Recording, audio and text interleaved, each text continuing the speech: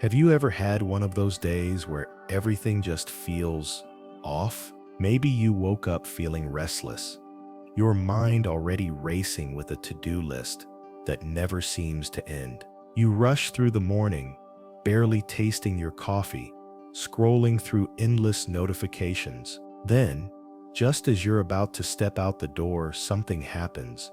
Maybe a rude email from a coworker, maybe a sharp comment from a loved one, and suddenly, your whole mood shifts. It's frustrating, isn't it?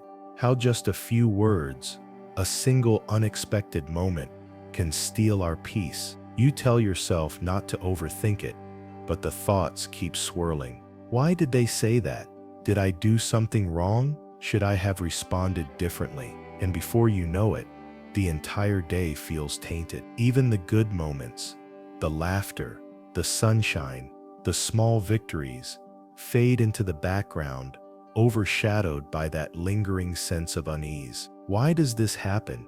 Why do we let external events dictate our inner world? And most importantly, is there a way to break free from this cycle? Because if there is, wouldn't you want to know how? Have you ever noticed how two people can go through the exact same situation, yet react in completely different ways? Imagine two people stuck in traffic. One is fuming, gripping the steering wheel, cursing under their breath. The other sits calmly, maybe even enjoying the music playing on the radio. The traffic is the same. The difference? Their reaction. Buddhism teaches us something powerful. Suffering doesn't come from the world outside of us. It comes from how we perceive and respond to it. The Buddha once said, "Pain is inevitable, but suffering is optional." At first, that might sound impossible. How can suffering be optional? If someone disrespects us, if life throws unexpected hardships our way, how can we not feel hurt, angry, or frustrated? Here's the thing, when something bad happens, our immediate reaction is rarely about the event itself. It's about the story we tell ourselves about it. If someone ignores your message, do you think maybe they're busy? Or do you spiral into, "They don't respect me, they don't care about me"? That story, the one you replay over and over in your mind, that's where suffering takes root. Zen Buddhism has a beautiful metaphor for this. Imagine you're walking through a forest, and suddenly an arrow strikes your arm. It hurts, right? But then, instead of tending to the wound, you take another arrow and stab yourself again, this time with anger, blame, or resentment. The first arrow is life's hardships, unavoidable. The second arrow, that's our reaction, something we choose. So what if we could train ourselves to stop shooting that second arrow? What if we could meet life's challenges with more ease, more acceptance? That's where true inner peace begins. There's an old Zen story about a man named Haru, a devoted monk who lived in a small mountain temple. He was known for his kindness, his wisdom, and most of all, his deep sense of peace. But Haru hadn't always been this way. Years ago, before he became a monk, Haru was a man just like any of us. He had a loving wife, a young daughter, and a small shop that he poured his heart into. His life was simple but full, until one winter evening, everything changed. A fire broke out in his shop.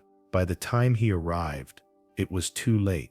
The flames had devoured everything. His hard work, his livelihood, gone. He stood there, watching as the fire crackled and roared, feeling completely helpless. But the worst was yet to come. In the rush of panic, in the chaos of trying to save what little he could, Haru didn't realize that his wife and daughter had been trapped inside. By the time the fire was extinguished, they were gone. For months, Haru lived in darkness. The grief was unbearable. Every morning, he would wake up and relive the moment. If only I had been faster. If only I had done something differently. He blamed himself. He blamed the fire.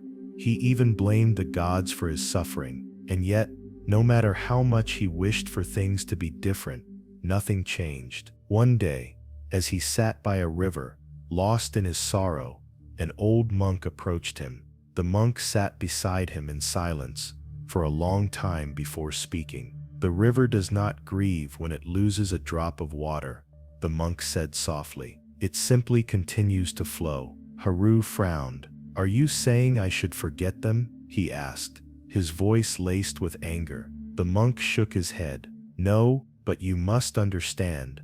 The more you hold on to your pain, the more you are like a man gripping a burning coal, hoping to throw it at someone else. The only person you are burning is yourself." Something in those words struck him deeply. For the first time he realized his suffering did not come from what had happened. His suffering came from his refusal to let go. From that day forward, Haru began a new path, not to forget, but to release. He still loved his wife and daughter, but he no longer clung to the pain. He allowed himself to mourn, but he did not let grief define him. He learned to flow, just like the river, and that's how he found peace. Not by changing the past, not by resisting reality, but by embracing what is and choosing to keep moving forward. The story of Haru teaches us something profound, something we often overlook in the chaos of our own lives. Suffering isn't just about what happens to us, it's about how tightly we hold on to it. Think about it. How many times have we replayed a painful memory, reliving it as if that could somehow change the past? How often do we carry resentment, anger, or regret long after a moment has passed? We grip onto these emotions, convincing ourselves that holding on somehow gives us control. But in reality, it does the opposite. It traps us. It keeps us stuck in pain that should have already faded. Buddhism teaches us that attachment is the root of suffering. That doesn't mean we shouldn't love deeply, care passionately, or feel strongly. It means that when we cling to things that are already gone, we create our own misery. Just like Haru, we can spend years holding on to what we've lost, refusing to let go, believing that our grief is proof of our love. But what if letting go wasn't about forgetting? What if it was about making space for peace? You see, pain is inevitable.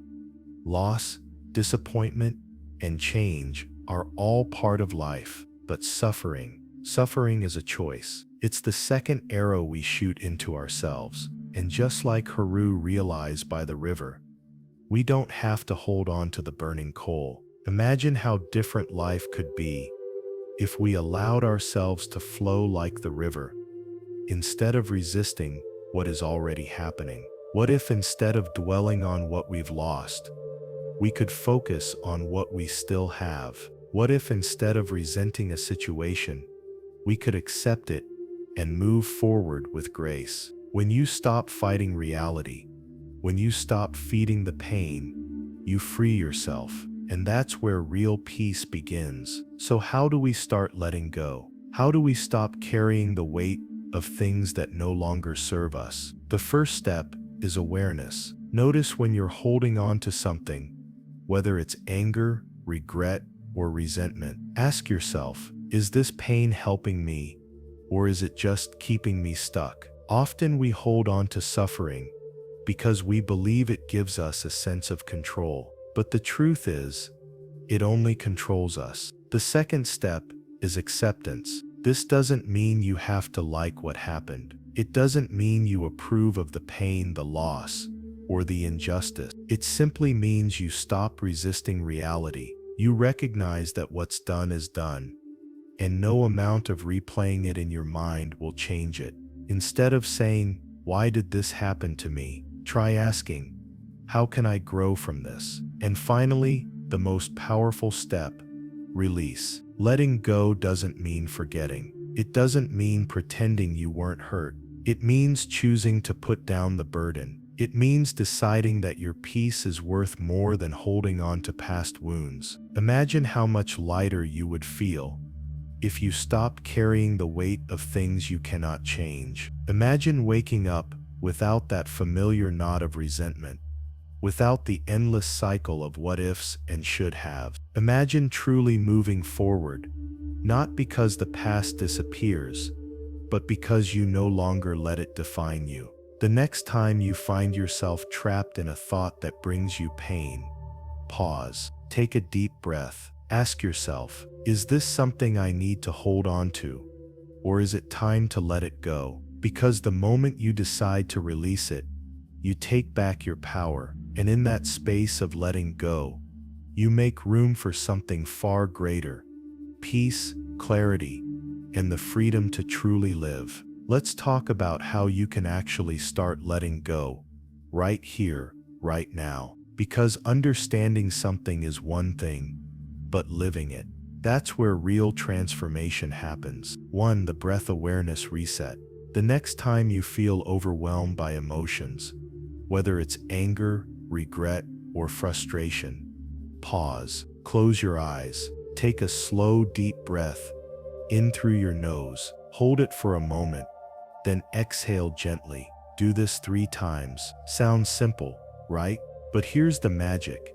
In those few seconds, you're creating space between the emotion and your reaction. You're reminding yourself that you are in control, not the situation, not the past, not your fears. 2. The 5-minute letting go practice. Every morning before you pick up your phone, before you let the world rush in, sit quietly for 5 minutes. Picture something you've been holding on to: a past mistake, a hurtful comment, a grudge. Imagine placing it on a leaf and letting it float down a river. Watch it drift away. Feel the weight of it leave your chest. If it tries to come back, that's okay. Just place it on another leaf and let it go again. 3. The 1-week challenge. Respond, don't react. For the next 7 days, whenever something frustrates you, pause. Instead of reacting impulsively, take a step back. Ask yourself, will this matter a year from now? Most of the time, the answer is no. When you choose your response, instead of letting emotions control you, you reclaim your power. You don't have to be perfect. You don't have to get it right every time. Just start.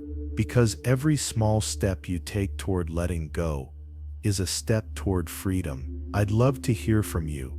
How do you usually handle situations where someone disrespects you? Have you ever tried applying the principle of letting go, as we discussed today? How did that feel? I know it can be difficult, but every small change counts, doesn't it?